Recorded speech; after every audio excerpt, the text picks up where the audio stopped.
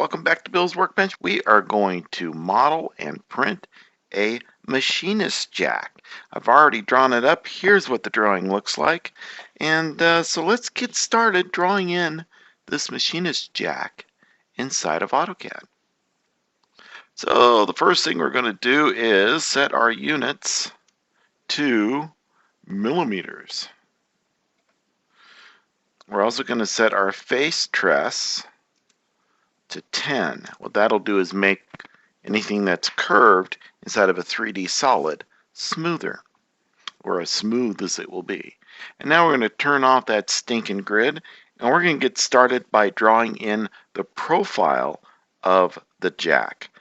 So I have, you can see here the section of the jack. I'm going to draw in half of that section.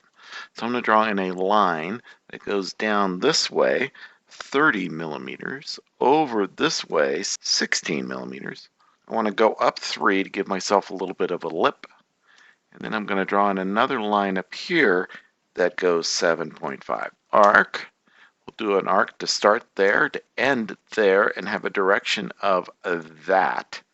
And then we're going to join all of this into what is called a polyline.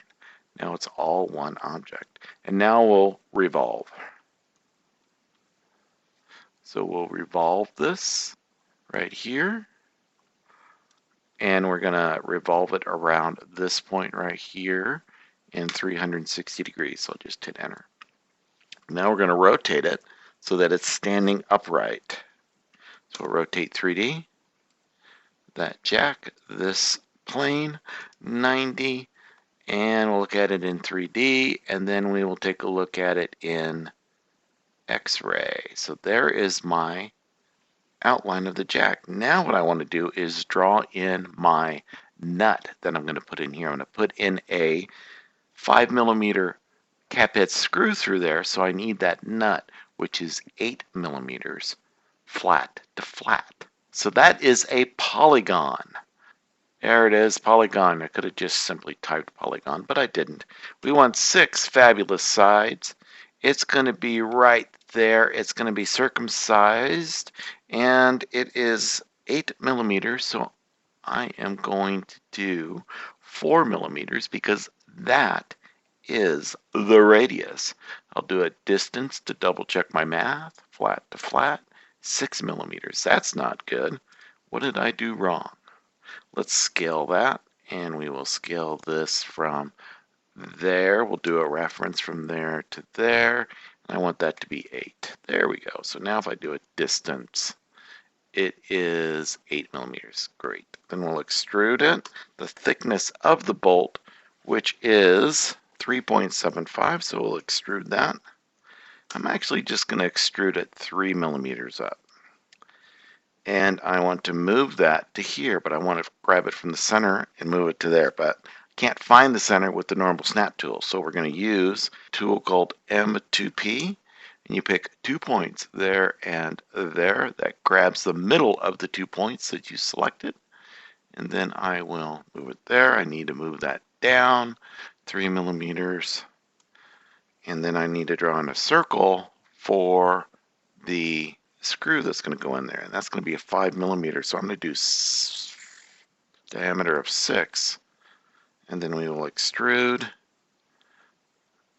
well, yeah, just that circle down to there. And then we'll subtract.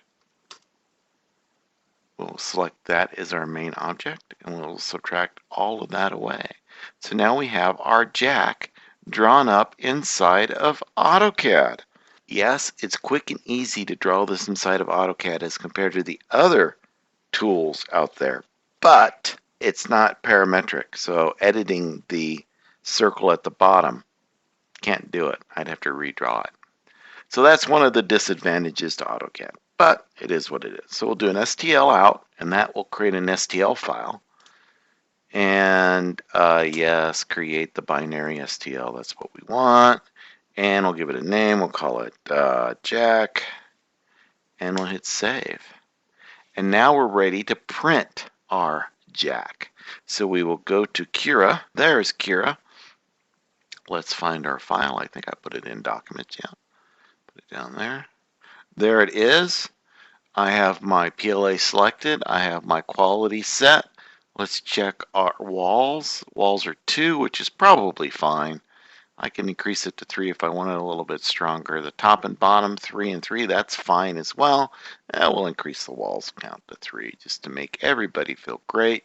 I don't need a high quality print because it's just a machinist jack. So I print low quality probably 90% of the time. We will slice this. Take 33 minutes to print. I hit print with Octoprint, and away it goes with Octoprint. There's lots of videos out there to show you how to configure Octoprint. If you'd like one from me, let me know. But there it is. See, it's printing now.